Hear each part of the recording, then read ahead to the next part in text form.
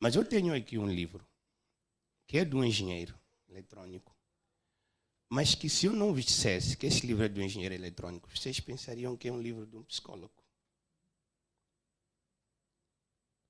Vocês ficariam assim, mas quem escreveu esse livro aqui, no mínimo, tem que ter um mestrado em psicologia. Psicologia educacional, psicologia clínica em algum minuto, okay? E talvez até alguma especialidade em psiquiatria, né? Por quê? Porque o livro que eu tenho na mão é uma espécie de um wake-up. Wake-up, sai do buraco. Este livro aqui é para aquelas pessoas que, porventura, na infância, perderam familiares, perderam pessoas próximas, irmãos, gêmeos, pais, queridos, amigos, e depois, em algum minuto, sentiram um vazio e isolaram-se em algum sítio, perderam o prazer de viver, perderam a guerra. Eu não estou a dizer a batalha, estou a dizer mesmo a guerra. Viram-se numa situação em que de nada mais vale lutar. Por que é que eu devo lutar? Se minha vida acabou, por exemplo. Este é daqueles livros que eu sou um oficial de marinha, trabalho no setor marítimo portuário e faço parte de um plano de emergência de resgate na Baía de Maputo. Quando alguém salta da ponte Maputo-Catembe, eu sou uma das pessoas que tem que pilotar e buscar a pessoa no mar. Então, eu vou ter que ter uma coletânea deste livro aqui, para as pessoas que eu vou resgatar em vida. Que é para lhes oferecer uma obra dessas aqui e lhes explicar que esta aqui não é a solução definitiva dos seus problemas, mas aqui está uma proposta de solução ótima. Pode encontrar nessa obra várias respostas para questões muito simples da vida, como por que eu? A fazer aquela pergunta que muita gente, quando tem um acidente, diz: por que eu hoje?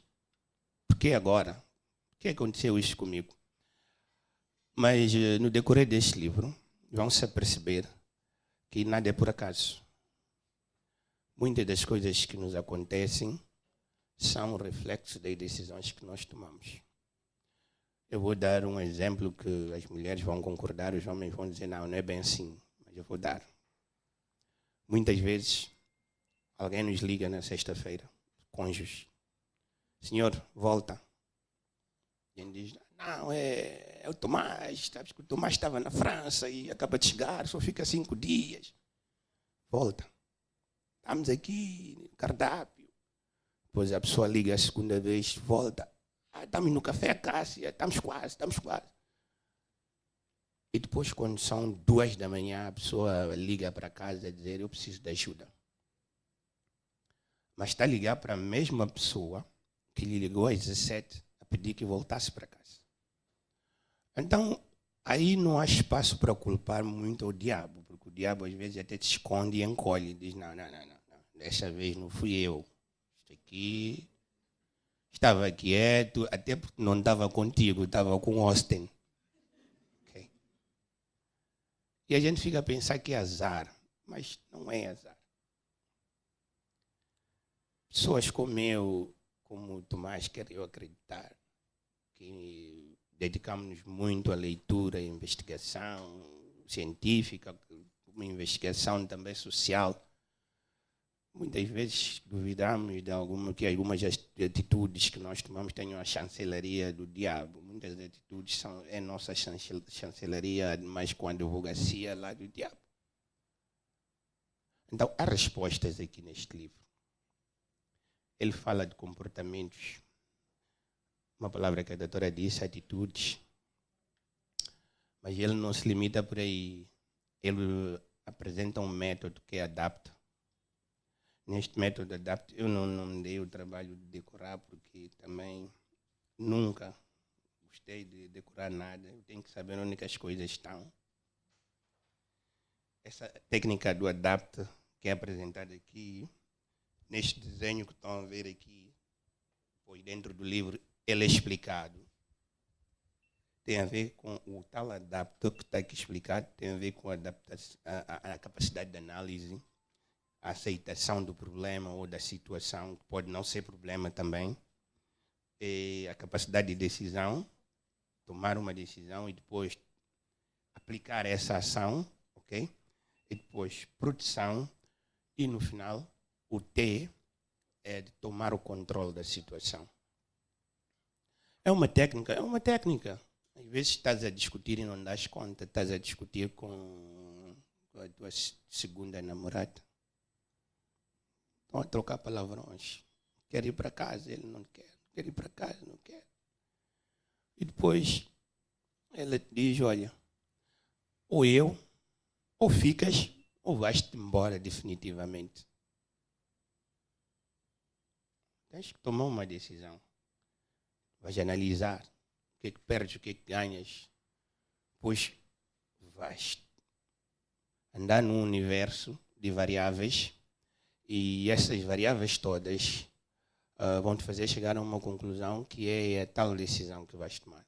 E nessa decisão depois, o pior, costumava dizer é que um coach que eu tinha que o pior não é tomar uma decisão. Decisão toda a gente toma, consciente ou inconsciente.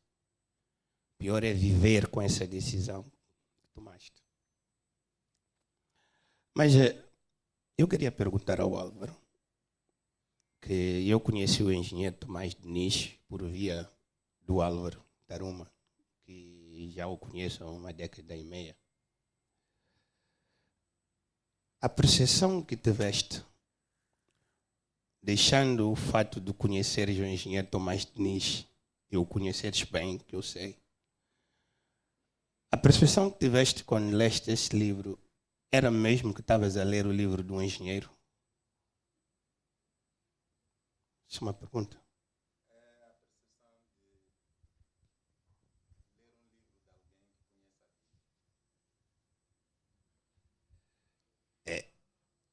Se eu daqui, obrigado Álvaro, mas se eu daqui a 2 meses eu conseguisse, tivesse esse privilégio de reunir com todos vós, eu vos perguntasse o que eu perguntei ao Álvaro, de certeza que cada um tinha a sua resposta, e muito interior.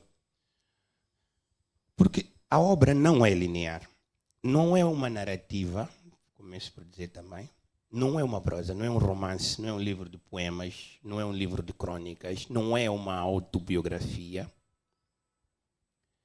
É um livro que tem a ver com o sair do fundo. E já agora, todas as experiências contadas são vividas por si? São.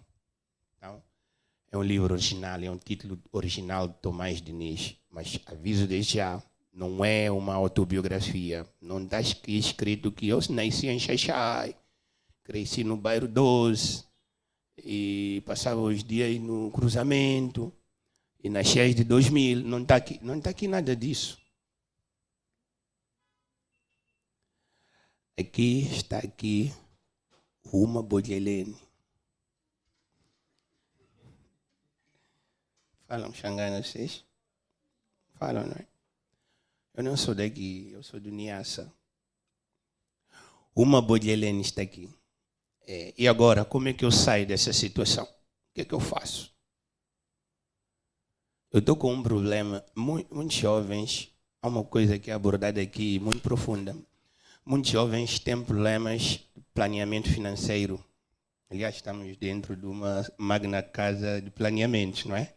O Nedbank. Muitos jovens têm problemas de planeamento financeiro. Há muitos de nós que têm uma dívida com um vizinho, pois vai pedir à prima, deve 10 ao vizinho, vai pedir à prima 15, vem pagar o vizinho, fica a dever 17. Às vezes parece, naquele momento em que estamos muito sufocados, qualquer coisa, qualquer buffer é bem-vindo, não é? A gente vai, pega o dinheiro e faz o que tem que fazer. O ciclo da vida são 30 dias. O ciclo da vida financeira são 30 dias.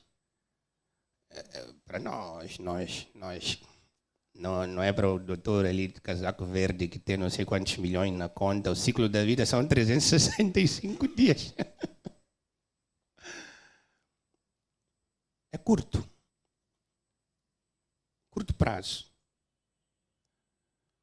Quanto mais insistimos na situação, que é uma das passagens que eu tenho aqui, quanto mais nós insistimos na situação para ganhar um tempo para resolver, não temos variáveis, não confiamos em mais nada, mas precisamos de mais tempo, arrastamos o problema e depois arrastamos esse problema até um ponto onde ele cria o efeito do boneco de neve, da bola de neve, e fica tão descontrolado que não há mais solução. Ficamos desesperados, paramos de falar com as pessoas e nós temos um grande problema que aqui no nosso país e em África e sobretudo nessa região austral, que é o desconhecimento da depressão. Há muita gente deprimida na estrada.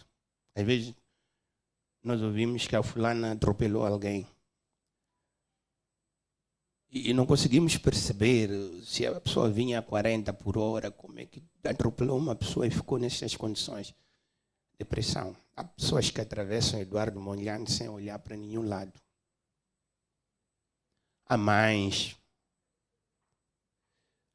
que cortam as artérias da cidade de Maputo, aqui onde nós crescemos, com bacias na cabeça, que andaram das 7 às 19 horas e não conseguiram vender mais que um cacho.